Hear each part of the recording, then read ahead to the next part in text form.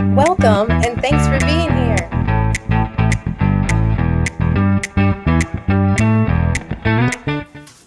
Welcome to another support video. I am Missy, your dance coach. I'm super happy to be here.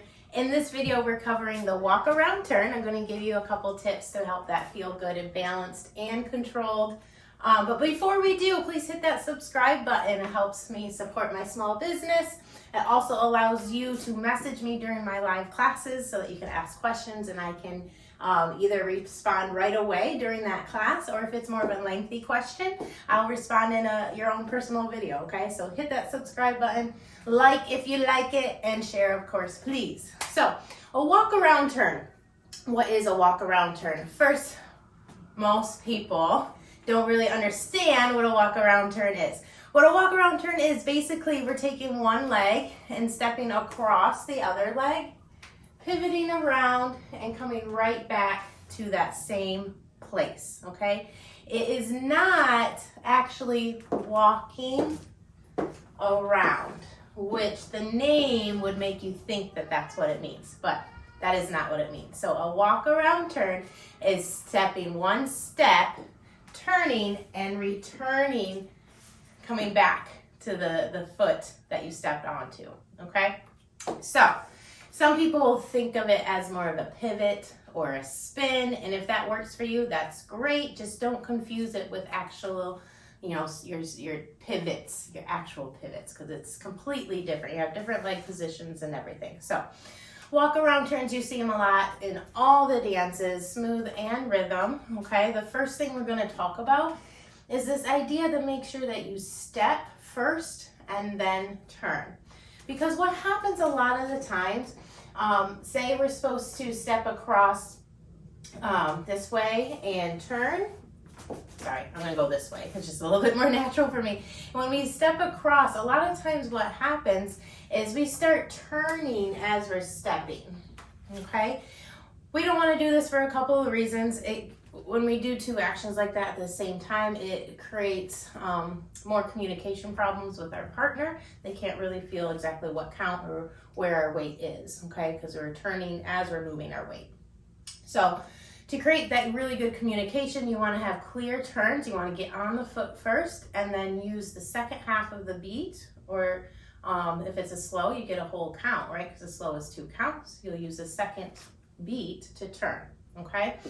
So for example, say we're going to do a little open break. I'll turn around, all right? So for the follows, if you're doing open break, a lot of times you're going back on the right foot.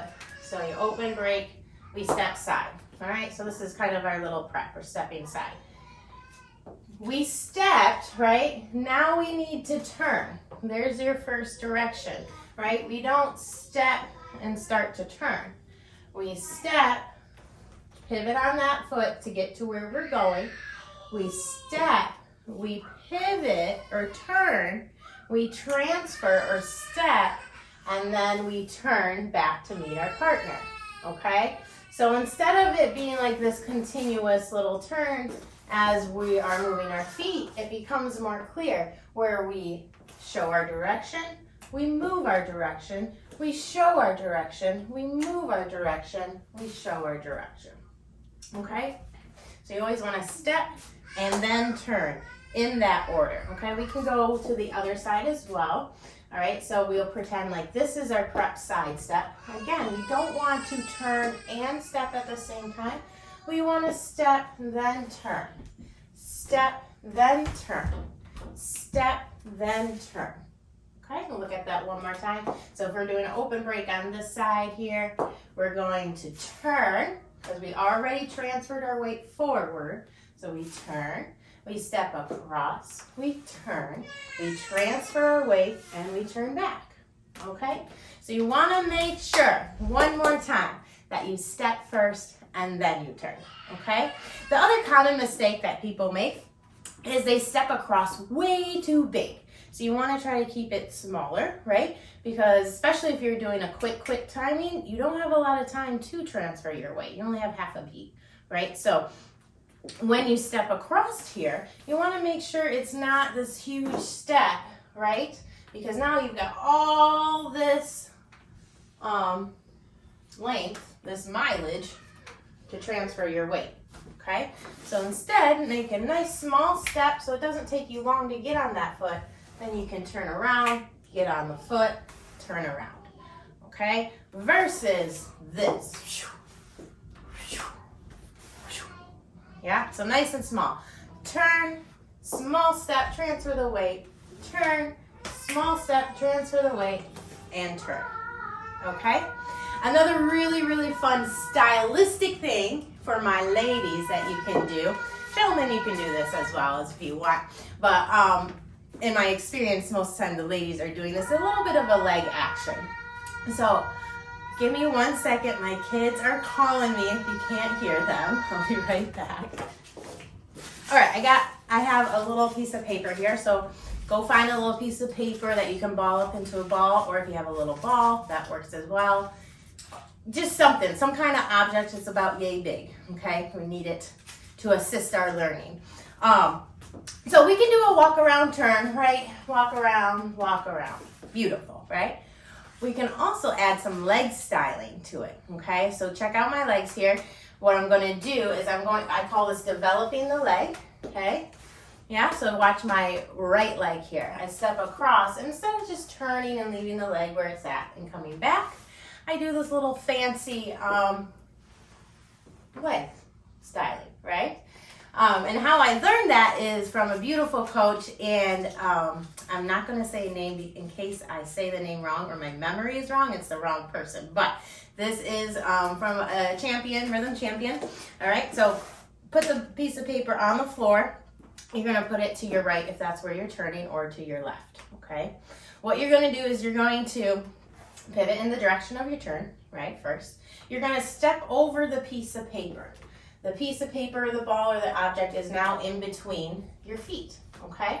In order to turn around, instead of just doing that, leaving the ball in between the feet like that, you're going to draw a little line on the floor with your big toe, come in on the left side of the paper, okay? And then continue to draw the line as you pivot around to come outside of the paper, okay? So without me turning, my leg is doing this, which is kind of hard without the turning, but it's coming around the ball and then it's going back out, okay? When it comes in and I start to come around here, that's when I initiate my turn. So I lift out of my heel, my supporting foot, and I'm turning around like that, okay?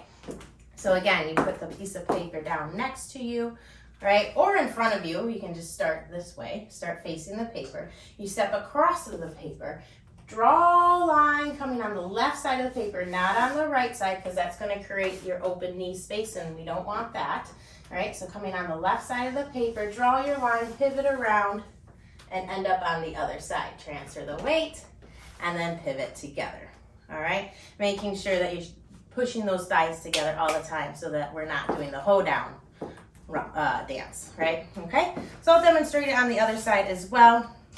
Okay, again, either to the side, do your pivot, you have your left foot free, or start facing your piece of paper, okay? I'm sorry, you have your right foot free. I lied. Didn't mean to though. So you have your right foot free, you're gonna step across, okay? Again, you're going to draw on the right side of the paper this time, okay?